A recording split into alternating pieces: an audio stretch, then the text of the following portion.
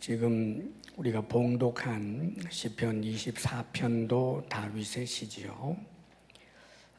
이 시가 기록된 그 배경은 학자들 의견이 이제 대개 일치합니다. 조금 분분한 것도 있지만 대부분은 그 언약궤가 이제 예루살렘 시온산에 안치될 때 그때의 그 감격과 기쁨, 그것을 이제 다윗이 노래한 것으로 봅니다. 사무엘하를 보게 되면은 거기에 이 원래 블레셋에게 언약궤 법궤를 빼앗겼다가 다시 이제 그 되찾게 되는 내용들이 쭉 보도가 되지요. 그때 이제 특별히 이제 그 오벳 에돔의 집에 임시로 좀 두었다가 그리고 이제 드디어 다윗이 그 예루살렘 시온산에다가 거기에 이제 성막을 두고 그곳에 이 언약궤를 안치하게 되는 거예요. 그럴 때 그게 너무 좋아서 다윗이 그 언약궤 앞에서 배로 된 그 에봇을 입고 막 춤추며 뛰놀았다라고 기록이 되어 있죠. 근데 그 모습을 다윗의 아내이기도 하고 전 왕이었던 사울의 딸인 미갈이 궁궐에서 이제 그 모습을 이렇게 보고는 다윗이 이제 집에 들어와서 이제 축복을 하는데 축복하려고 들어오는 거예요.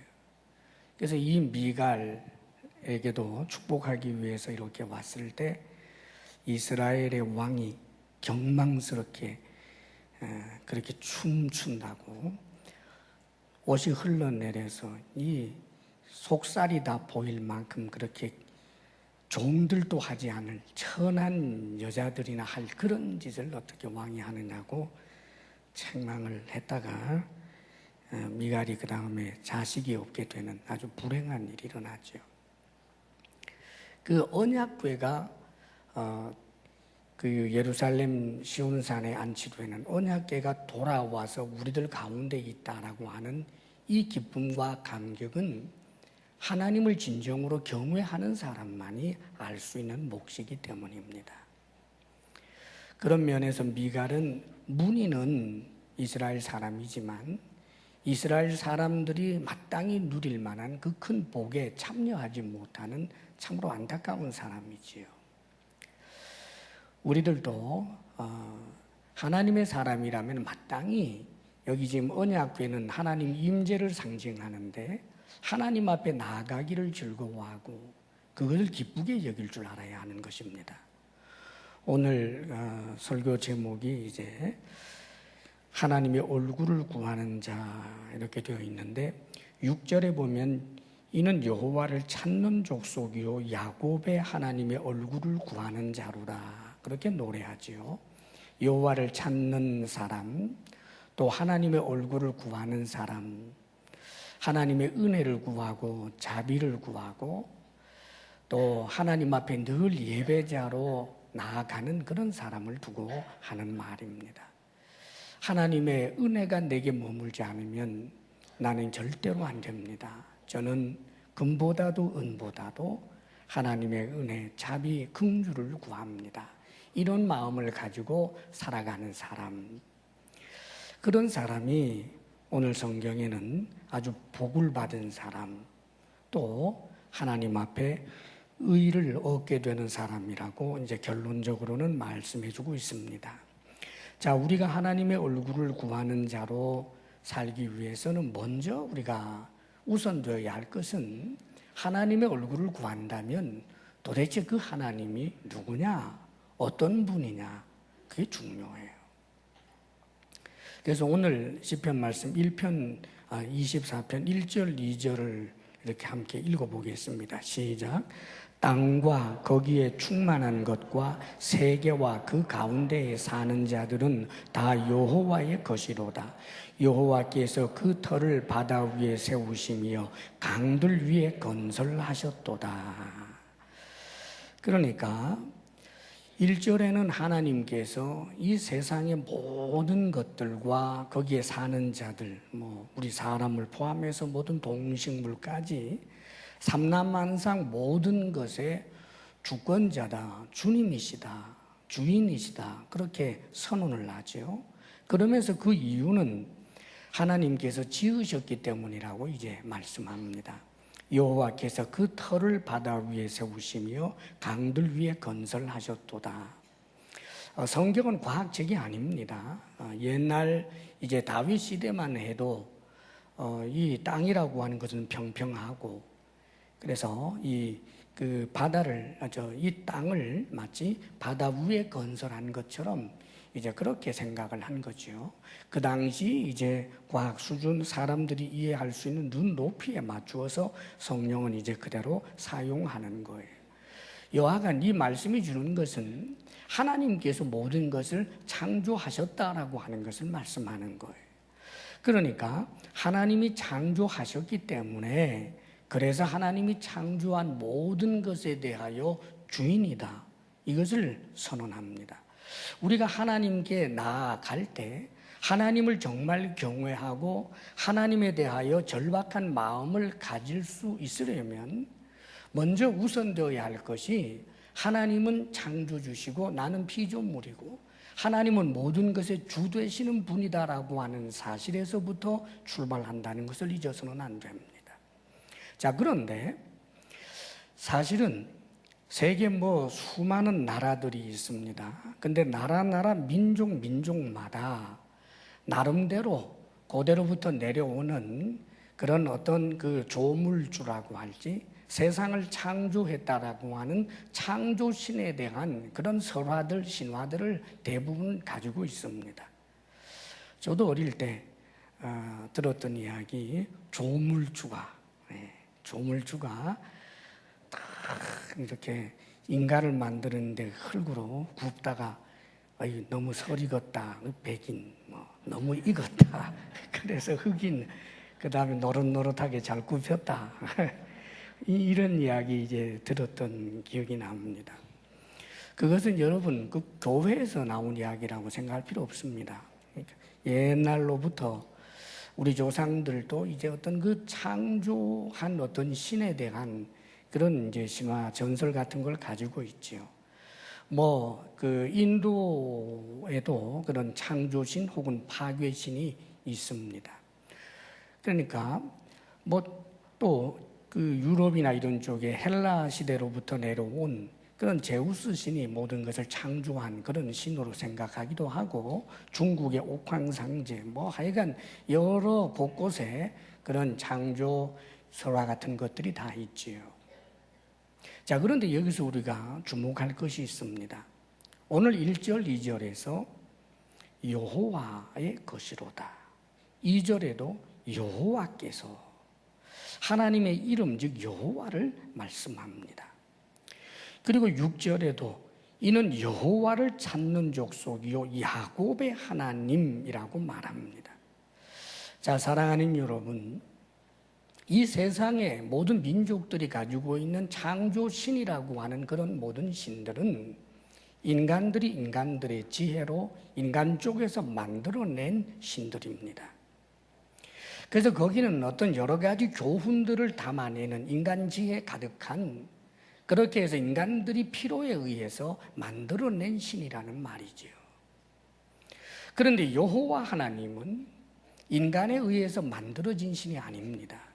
여호와라고 하는 그 이름 자체가 사람이 이름을 지어준 존재가 아니고 하나님 자신이 자신의 이름을 말씀해 주셨습니다. 계시해 주셨다, 그 말이지요. 우리가 믿는 하나님, 우리가 믿는 천지를 창조하신 하나님은 민족마다 갖고 있는 어떤 창조의 신, 그것을 말하는 것이 아니고 성경으로 계시해 주시는 하나님인데, 그 하나님은 하나님 자신이 우리 인간들에게 다가오셔서 먼저 말씀을 걸어오시고 당신 자신을 드러내 보여주신 하나님이라는 말입니다. 아담과 하와를 만드시고 하나님 자신을 스스로 드러내 보여주시고 말씀하신 그 하나님, 노아에게 나타나셔서 노아에게 말씀해 주신 그 하나님, 아브라함에게, 이삭에게, 야곱에게 나타나셔서 말씀하신 그 하나님이 나중에는 이 야곱 즉 이스라엘이라고 하는 민족을 이끌 때 모세라고 하는 사람 앞에 우리 여호와 하나님께서 나타나셔서 자신의 이름을 말씀해 주시고, 그리고는 야곱 공동체 즉 이스라엘 온 민족 앞에서 자기 자신을 역사적으로 드러내 보여주신 하나님, 바로 그분입니다. 사람이 지어내고 만들어낸 신이 아니라 하나님 자신이 자기 자신을 드러내서 인간 역사 속에 들어오셔서 말씀해 주신 그 하나님, 야훼 하나님, 여호와 하나님이라는 말이지요. 사랑하는 여러분, 그렇기 때문에 구약 성경에서 천지를 창조하신 하나님이라고 할 때 몽롱하게 말하는 그 하나님이 아닙니다, 여러분. 정말 이스라엘 사람들을 이집트에서부터 구해내기 위해서 저 이집트 전역에 10가지 재앙을 일으키고 나중에는 유월절 놀라운 역사도 일으키고 홍해를 갈라내고 시내산에서 당신 자신을 온전히 드러내 주신 그 여호와 하나님, 그분이 천지를 창조하신 하나님이요, 오늘날 우리 신약의 성도들에게는 우리가 믿는 예수 그리스도의 하나님, 바로 그분이 창조의 하나님이고, 그분이 이스라엘 백성들을 에집트에서부터 건져내신 하나님이고, 그분이 바로 시내산에서 강림하신 하나님. 사랑하는 여러분, 우리가 믿는 하나님은 우리 주 예수 그리스도의 하나님이요, 우리가 아버지라고 부르는 그이는 바로 예수 그리스도의 아버지이신 것입니다. 그러므로 여러분들이 하나님의 이름을 부르며 하나님 앞으로 나아갈 때마다 내가 지금 성경에서 계시해 주고 있는 그 하나님을 부르고 있는지, 내가 내 머릿속에서 조잡하게 만들어낸 내가 믿는 얼토당토 않는 그런 하나님을 내가 부르고 있는지, 우리 자신은 늘 항상 점검하며 나아가야 하는 것입니다. 사랑하는 여러분, 우리 하나님, 천지를 창조하신 예수 그리스도의 하나님을 천지를 창조하시는 내 아버지 하나님으로 분명히 믿을 수 있는 복이 있기를 바랍니다. 이 믿음을 가지고 우리는 하나님 앞에 하나님의 얼굴을 구하며 나아가는 거예요. 하나님께서 모든 것의 주 되신다라고 하는 것은 결국은 하나님을 향한 우리의 바른 태도, 또 우리가 어떤 존재인지를 알고 하나님 앞에 어떤 관계로 우리가 나아가야 하는지를 가르쳐 주게 되는 겁니다. 성경에 우리 주님께서 하나님과 사람의 관계를 이야기를 하시는 말씀 가운데 특별히 이 재물 문제 때문에 사람들이 흐려질 수가 있단 말이죠. 그래서 이런 것을 이제 비유의 말씀을 해주신 적이 있어요. 어떤 부자가, 그렇지 않아도 부자인데 대단한 풍년이 들어서 엄청나게 수확이 많아졌단 말입니다. 넓은 땅을 가지고 있는 부자인데 그 넓은 땅이 그냥 얼마나 엄청난 수확이 지금 거두어들이게 되어졌는지 몰라요. 그럴 때 이 부자가 이렇게 심중에 독백을 한다고 말씀하셨습니다. 자, 엄청나게 저렇게 소출이 많은데 지금 내가 부자니까 그래도 창고가 많지만 이 창고가 이제 안 되겠다. 창고를 더 짓자. 심중에 하는 말이에요.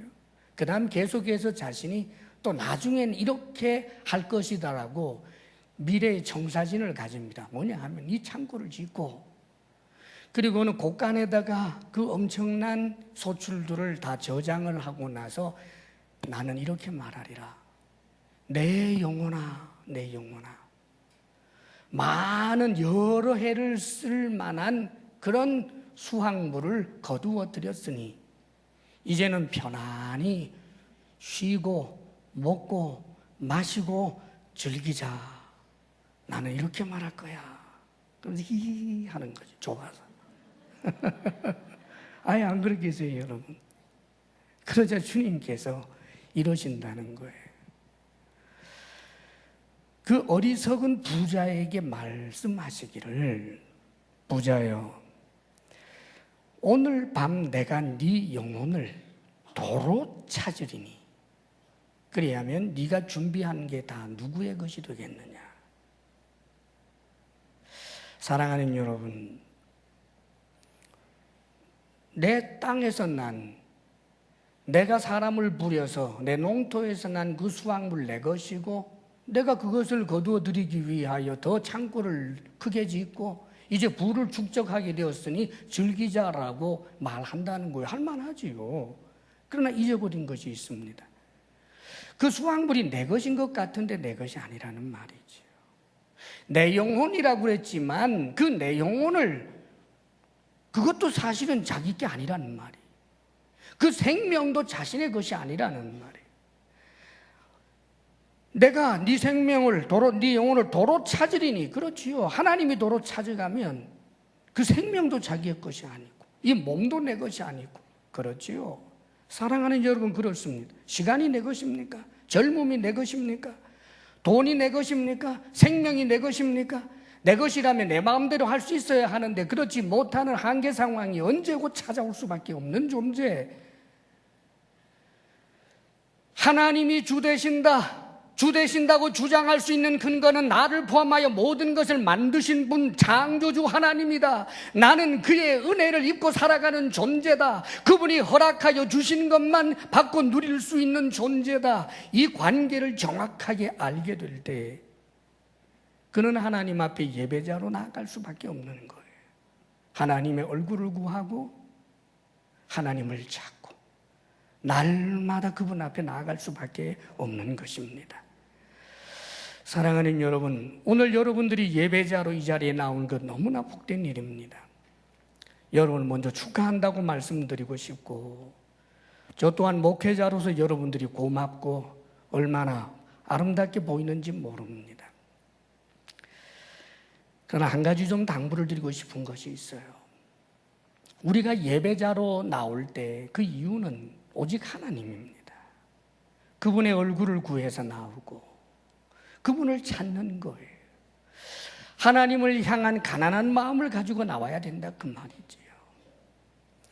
우리 주사랑 교회에 조금 안타까운 그런 게 있는데, 지금 여러분 이렇게 보면 자리가 지금 이제 거반 채워졌습니다만은 예배 시작하고 한 거의 30분 지나야 지금 숫자가 됩니다. 오늘 좀 늦게 온 사람 여러분 질책한다고 생각하지 마세요. 저도 늦을 때 많습니다. 여러분, 우리가 좀 더 예배를 드릴 때 예배를 받을 대상이 누군지를 생각하고 내가 입을 벌려 이 공동체 앞에서 함께 찬양을 한다는 게 얼마나 귀합니까? 찬양할 때 입 다물지 마십시오.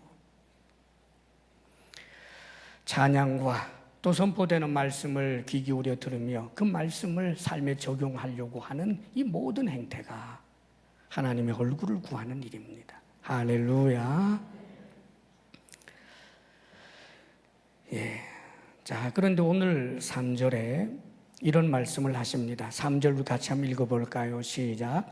여호와의 산에 오를 자가 누구며 그의 거룩한 곳에 설 자가 누구인가?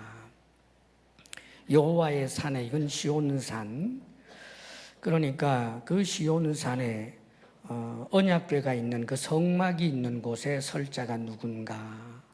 1차적인 의미는 그것이지만 그러나 이것은 그런 공간적인 의미보다 더 큰 의미를 갖습니다.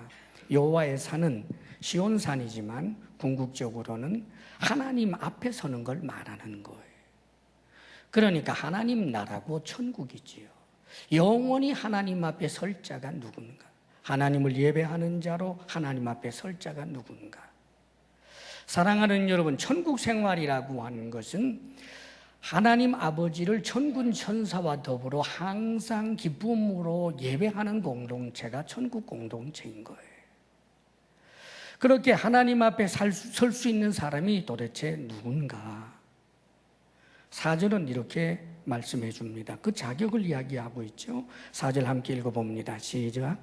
곧 손이 깨끗하며 마음이 청결하며 뜻을 허탄한 데에 두지 아니하며 거짓 맹세하지 아니하는 자로다. 손이 깨끗하며, 손이 더럽거나 피가 묻어 있지 않다라는 뜻입니다. 다시 말하면 행위가 깨끗하다는 말이죠. 죄 짓는 행위, 악한 짓을 하지 않는, 악한 몸짓을 하지 않는 그런 삶을 사는 사람을 말하는 거예요. 또 마음이 청결하며, 행위가 깨끗하고 죄 짓지 않을 뿐만 아니라 마음이 청결해야 된다고 그러지요. 마음이 청결하다.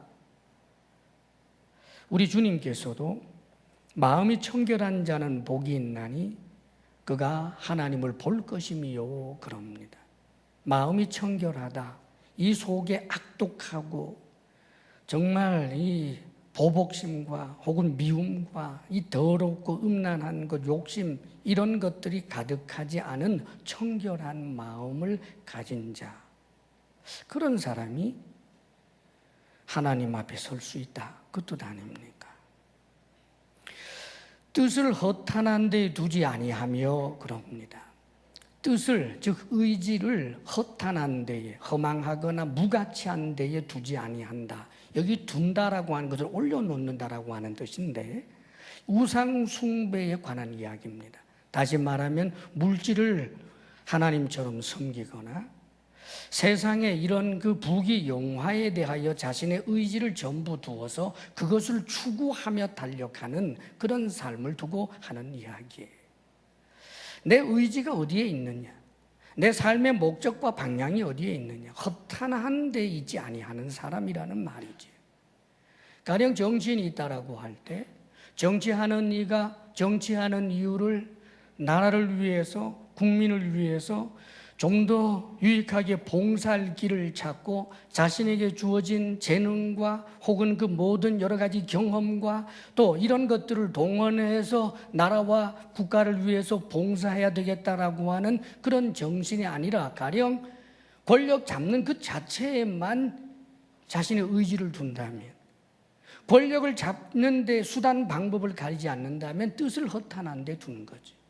이것은 정치뿐이겠습니까? 돈도 마찬가지고 자녀에 대한 태도도 마찬가지고 모든 것이 그럴 것입니다. 그렇기 때문에 종말론적인 가치가 없는 데에다가 의지를 세우고 살아가는 사람, 이런 사람은 거룩한 곳에 오를 자격이 없다는 거예요. 그리고 거짓 맹세하지 아니하는 자로다. 이해관계가 엇갈려도 옳은 것은 옳다, 그릇된 것은 그러다, 흰 것은 희다, 검은 것은 검다. 그런데 이해관계가 엇갈리면 검은 것을 희다라고 얘기하게 되는 경우들도 있잖아요. 만약 그렇다면 그 역시 하나님 앞에 설 자격이 없다는 거예요. 어떻습니까, 여러분? 우리가 과연 하나님의 산, 하나님 앞에 설 자격이 있는 것입니까? 다시 말하면 4절은 행위가 하나님 앞에 온전하고 마음도 깨끗하고 의지도 절대로 허망한 것을 향하여 나아가지 않고 거짓말하지 아니하는 사람, 행위와 마음과 의지와 말이 다 완벽하게 하나님 앞에 옳은 사람, 그런 사람이 하나님 앞에 설 수 있다는 거예요. 그러면서 5절에 하는 말씀입니다. 5절 우리 계속 읽어보겠습니다. 시작. 그는 여호와께 복을 받고 구원의 하나님께 의를 얻으리니 그럽니다. 그는 여호와께 복을 받고, 이런 사람이 복을 받죠. 복 있는 사람이지요. 하나님 앞에 설 수 있으니까, 하나님과 영원히 살 수 있으니까. 그리고 구원의 하나님께 의를 얻으리니 그럽니다. 여기에 의를 얻는다, 누구에게? 하나님께 의를 얻는다라고 말하는데, 혹 자연인들 중에서 이렇게 주장할 사람도 있습니다. 나 손 깨끗해, 나 그래 마음 청결하다고, 이만하면 나 청결하지, 내가 허망한 데 뜻을 둔 적이 없어, 난 절대로 거짓말하지 않아, 나는 대쪽이야. 그런데 사랑하는 여러분, 사람이 사람을 판단해 주는 이가 자기 자신이라든지 나는 하늘을 우러러 부끄러움이 없거든, 자기가 자기 자신을 스스로 판단해서 하나님 앞에 설 수도 있고 서지 않을 수도 있다면 그러면 되겠는데, 혹은 사람들이, 많은 다수의 사람들이 저 사람은 하나님 앞에 설 자격이 있습니다, 사람이 그 자격을 부여할 수 있다면 모르겠는데, 의롭다고 할 리가 누구냐 하면 하나님이라고 그럽니다. 사랑하는 여러분, 하나님 앞에 속일 자가 없어요. 감출 자가 없다는 말이지요. 내 행위가 더럽다고 더러운 증거를 대봐. 사람 사이에는 그럴 수 있습니다. 내가 나 자신을 생각을 해봐도 과거에 잘못한 게 없습니다. 왜요? 잊어버렸거든. 그런데 하나님은 속일 수가 없단 말이에요. 그런데 이 하나님 앞에 정말 4절에 말한 것과 같이 행위도 마음도 의지도 말도 완벽해서 하나님 앞에 설 수 있는 자가 어디 있습니까? 안타깝게도 없습니다, 여러분. 이것은 하나님의 고민이었습니다. 하나님 인간을 만드시고 만드신 것을 후회할 만큼 하나님의 고민. 인생을 살펴본 즉 의인은 없나니 하나도 없도다. 인간을 보니까 죄악투성이. 사랑하는 여러분, 그래서 구원의 하나님께 의를 얻으리니 라고 말합니다. 구원의 하나님, 절대로 하나님 앞에 설 자격이 없는 그들을 구원해 주시는 그 구원의 하나님이 의를 부여해 주신다는 거예요. 이게 무슨 말이냐 하면, 이것은 신약에 와서만 우리에게 주어지는 교훈이 아닙니다. 구약에서도 그렇게 사실은 가르치는 거예요. 구약에서도 율법의 구원을 말한 적이 없습니다. 율법은 우리가 죄를 죄로 알게 하는 것이고, 그 죄를 씻음 받기 위한 방법으로 하나님께서 가르쳐 주신 것은 피의 제사였다는 거예요. 왜 시온산에 올라갑니까? 왜 그 언약궤가 있는 그곳에 갑니까? 왜 나중에 성전으로 갑니까? 예배드리기 위하여, 제사드리기 위하여. 그렇지요.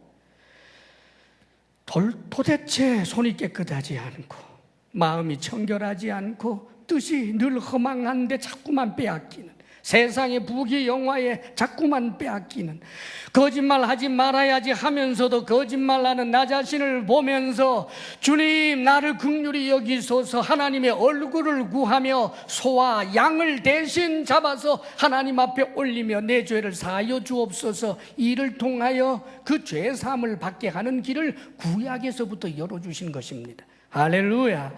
이것은 모세의 율법 이전부터 말입니다. 아브라함이 피의 제사를 드리고, 그 전에 노아가 피의 제사를 드리고, 그 전에 아벨까지 피의 제사를 드립니다. 사랑하는 여러분, 우리 인간이 구원을 얻고 하나님 앞에 의롭다함을 얻을 수 있는 그 자격은 구원의 하나님께서 우리에게 주시는 긍휼, 그 자비, 이것 이외에는 길이 없는 것입니다.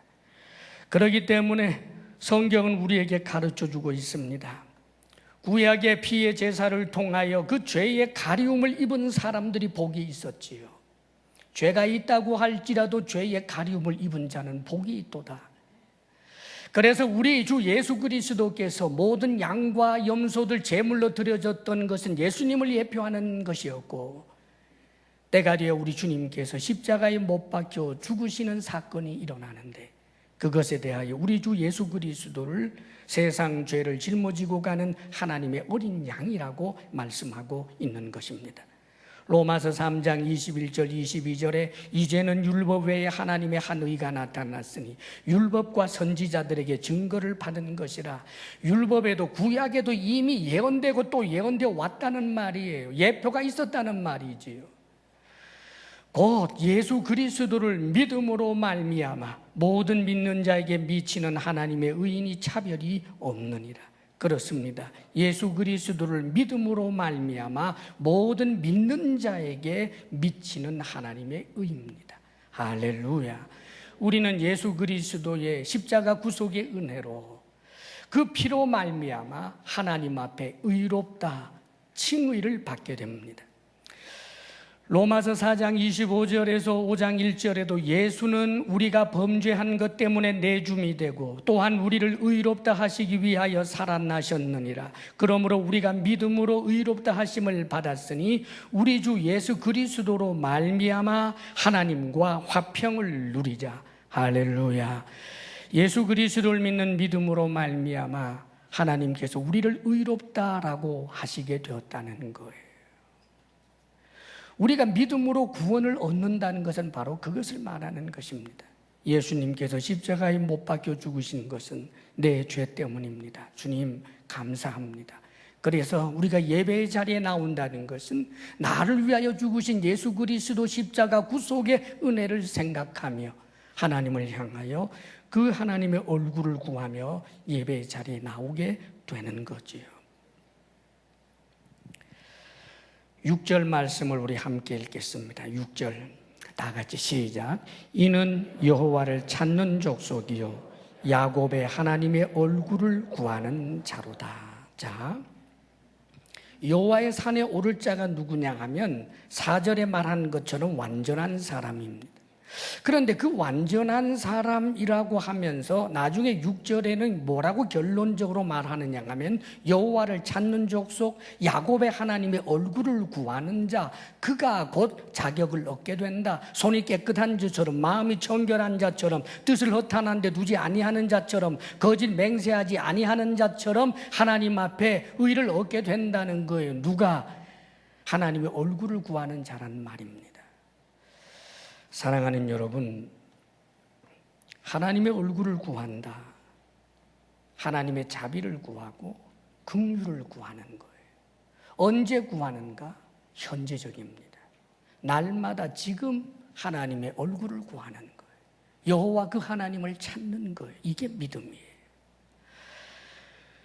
우리가 하고 있는 큰 오해 가운데 하나는 자 그러면 손이 더러워도 괜찮아. 악한 짓을 해도 괜찮아. 손에 피가 묻어도 괜찮아. 예수만 믿으면. 마음이 청결하지 않아도 괜찮아. 더러워도 괜찮아. 예수 나의 주님 나를 위해서 죽으셨어. 이 말만 하면. 뜻을 허탄한 데 두어도 괜찮아. 늘 거짓말 계속해도 괜찮아. 성경이 그렇게 말하고 있습니까?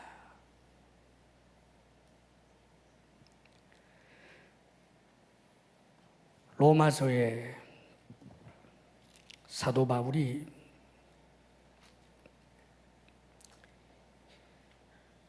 (4장 1절에서 3절까지) 보면 이런 말씀이 있어요.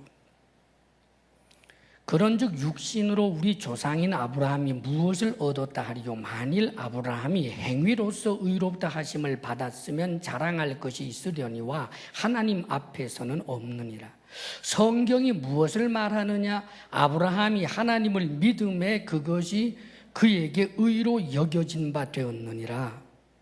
자, 행위로서 의롭다 하심을 얻은 게 아니고 믿음으로 의롭다 하심을 얻었으니 손이 피가 묻어도 괜찮고 마음이 더러워도 괜찮고 거짓말해도 괜찮고 허탄한 짓을 계속해서 해도 괜찮고 다 천국 가는 거야. 무슨 짓을 해도 나 예수 믿어 한마디 하면 천국 가는 것으로 그렇게 이해를 한다는 말이지.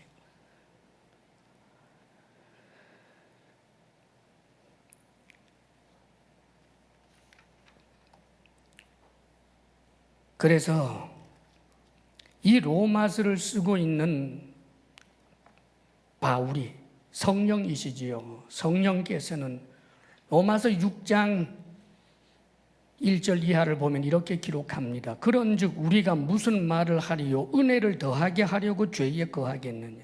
왜냐하면 바울이 전하는 예수를 믿으면 구원을 얻습니다. 어떤 죄를 지어도 상관이 없습니다라고 하니까 죄가 많은 곳에 은혜가 있지. 이제는 죄 짓는 데 대해서 면죄표를 받은 셈이 돼버렸단 말이죠. 실제로 역사적으로 그런 기독교, 거짓 기독교가 일어난 적이 있습니다. 죄책감 갖지 마라. 죄를 지어도 죄책감 갖지 마. 사람은 지을 수 있는 거. 죄책감 갖지 마. 지금도 그러잖아요, 구원파가. 회개하지 마. 왜 울어? 울으면 안 웃기만 해. 내가 거짓말했어요. 그래도 난 천국 가요. 감사합니다. 내가 도적질 했어요. 그래도 천국 가요. 감사합니다. 정말 복음이 그런 것입니까?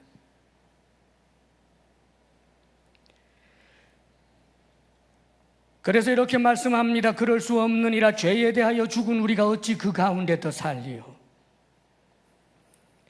11절에도 이와 같이 너희도 너희 자신을 죄에 대하여는 죽은 자요 그리스도 예수 안에서 하나님께 대하여는 살아있는 자로 여길지어다. 그러면서 성령론을 쭉 펼쳐나갑니다. 성령의 소욕을 따라 살아라. 무슨 이야기를 하는 거예요? 분명히 믿음으로 구원을 얻지만 믿음으로 구원을 얻은 사람이 정말 믿음이 있다면, 예수님이 내 죄 때문에 십자가에 못 박혀 죽은 것에 대한 분명한 믿음이 있다면 그 죄를 미워하고, 그래서 그 죄에 대하여 벗어나기 위하여 몸부림치고 노력하는 거룩한 성화의 길이 반드시 있다라고 하는 것을 말해주는 것입니다. 그게 살아있는 믿음이라는 거지요. 그렇기 때문에 야고보서는 잘못된 믿음 이론을 가지고 있는 이들 때문에 야고보서가 이야기를 해주고 있습니다.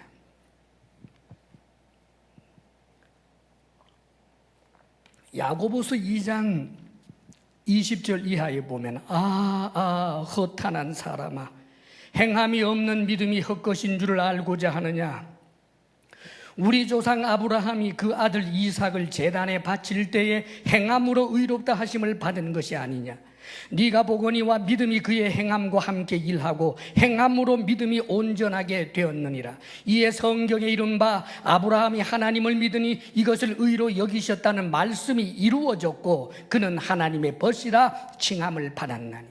사랑하는 여러분, 야고보서도 성령께서 쓰셨고 로마서도 성령이 쓰셨는데, 로마서에서는 믿음으로 구원을 얻는다고 하고 야고보서에는 행함으로 구원을 얻는다라고 말하는 것처럼 보이지만 사실은 알고 보면 하나입니다.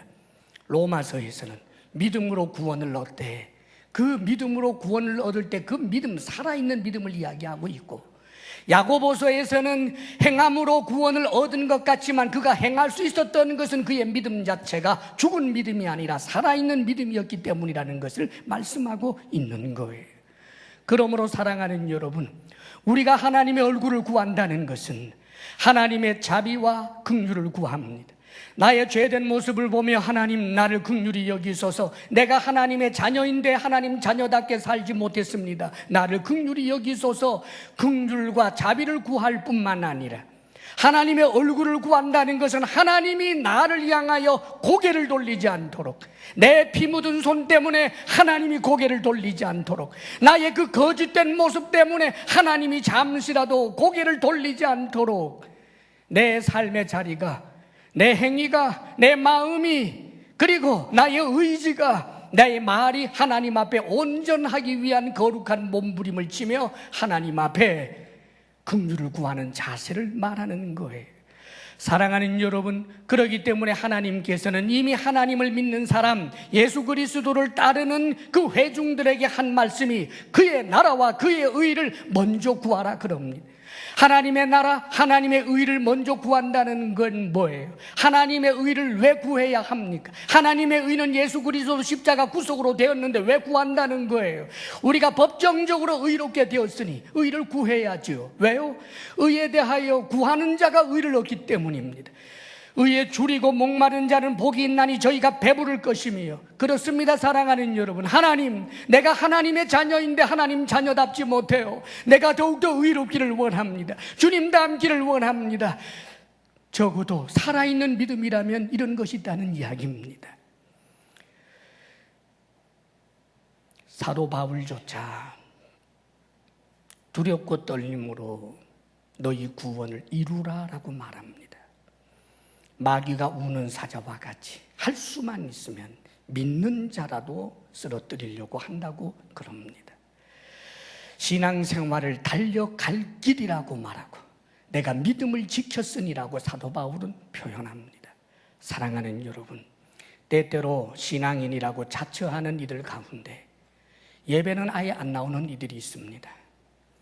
요즘 우리나라에 우리 크리스찬들, 이 기독교인들 가운데서 이 안나가 성도, 가나안 성도가 있어요. 그런데 정말 안타까운 것은 이 가나안 성도들의 그 탓을 전부 교회에다 돌리고 있단 말이에요, 여러분. 하나님 앞에 예배드리지 않으면서 자신이 그리스찬이라고. 아니에요. 예배드리지 않으면 그리스찬이 아닙니다. 믿음이 있다고 하십시다. 예수님이 나를 위하여 죽으셨다. 하나님은 천지를 창조하신 분이다. 그걸 믿는데 예배를 안 드린다고요? 그걸 믿는데 하나님 앞에 얼굴을 구하지 않는다고요? 성경 말씀에 예배를 드리라. 의와 진리로 예배하라. 모여서 예배하라고 하는 것이 2000년 교회의 전통이고 사도행전에서 가르쳐주고 있는 교회의 모습인데, 아예 예배를 드리지 않으면서도 내가 저 청소년 시절에 나 예수 믿는다고 말 한마디 했으면 늙어 죽으면서 그동안 교회 한 번도 안 갔어도 그냥 자동으로 천국 간다고요? 사랑하는 여러분, 스스로 속는 겁니다. 이제 우리가 하나님 앞에 의롭다 인정을 받는 것은 정말 예수 그리스도 십자가 구속의 은혜고, 이것을 믿음으로 의롭다함을 받습니다. 그런데 그 믿음이 살아있는 믿음이라면, 사랑하는 여러분, 내 평생이 내가 조금 더 온전하게 된 것이 이 바닥에서부터 죽을 때까지 겨우 한 계단을 올라가는 것으로 그쳤다 할지라도, 나의 좀 더 거룩하게 되는 것이 뒤꿈치만 들썩들썩하고 하다가 70번씩 7번 하나님 앞에 회개하면서 그냥 끝났다고 할지라도 그것은 믿음입니다. 그러나 사랑하는 여러분, 믿음으로 의롭게 된다라고 하는 이 말을 잘못 이해하여서 죄를 짓는 것을 가볍게 여기고 우습게 여기고 마치 죄에 대하여 면죄부라도 받은 것처럼 생각하고 행하는 일들은, 그것은 사랑하는 여러분, 구원이 그에게 주어질 수 없다라고 하는 사실을 우리는 알아야 합니다. 이제 우리는 우리의 신앙이 예수 그리스도와의 날마다 만남의 관계라고 하는 사실을 잊지 않고 인격적 관계를 형성하고 날마다 여호와 하나님을 찾고 그분의 얼굴을 구하는 하나님의 사람들이 되시기를 주의 이름으로 축원합니다. 아멘. 기도하겠습니다, 여러분.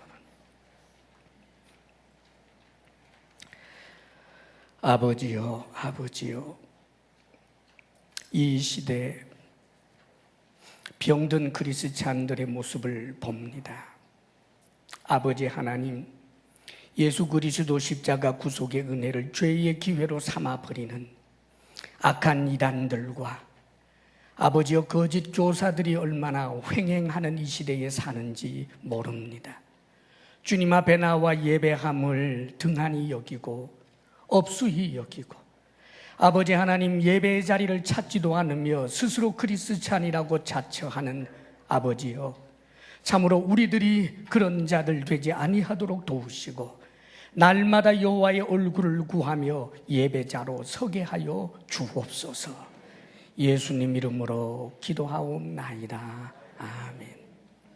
사랑하는 여러분, 우리 잠시 주님 앞에 기도하기를 원합니다. 정말 자격 없지만 예수님께서 우리를 위하여 죽으셨으므로 그를 믿는 자에게 구원을 주신다 하셨습니다. 죄 때문에 죽으셨습니다. 우리는 이제 구원받은 자답게, 하나님의 자녀답게 살도록 노력해야 합니다. 그것이 살아있는 믿음이기 때문입니다. 손이 깨끗해지도록, 우리의 마음이 청결하도록, 뜻을 허탄한 데 두지 않도록, 거짓말에 사로잡히지 아니하도록 날마다 하나님의 얼굴을 구하는 자 되게 해 주옵소서. 이 시간 주님 앞에 잠시 결단하며 기도합니다. 아버지, 예수 그리스도의 그 엄청난 구원의 은혜를 죄의 기회로 삼아버리는 악한 자들이 많은 이 세상에 아버지 하나님, 잘못된 믿음의 길로 빠지는 일이 없도록 우리를 경계하여 주시고 도와주옵소서. 오 주여, 참으로 믿음으로 구원이 얻게 됨을 믿나이다. 하오나 아버지여, 이제 믿은 내가, 구원 얻은 내가 하나님 앞에 하나님 자녀답게 살기를 원하시는 하나님이신 줄 알고 죄를 멀리하며 살아가게 하옵소서. 날마다 하나님의 얼굴을 구하게 하옵소서. 예배를 소중히 여기게 하여 주시옵소서. 우리를 긍휼히 여겨 주옵소서. 주님 감사합니다.